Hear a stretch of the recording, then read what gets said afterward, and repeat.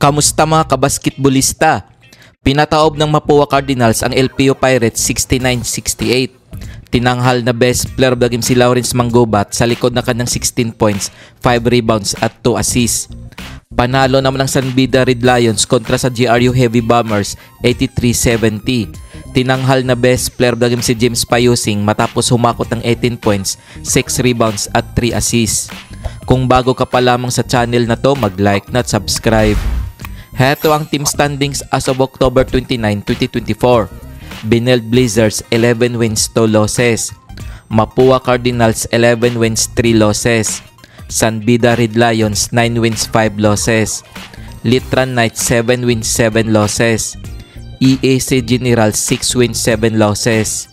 Kung umabot ka dito sa video na to, mag-like na at subscribe. Perpetual Altas 6 wins 8 losses. LPU Pirates 6 wins 8 losses. Arellano Chiefs 5 wins 9 losses. San Sebastian Stags 4 wins 10 losses. GRU Heavy Bombers 4 wins 10 losses. Heto ang mga laro ngayong October 30, 2024 na gaganapin sa PhilOL Ecoel Center.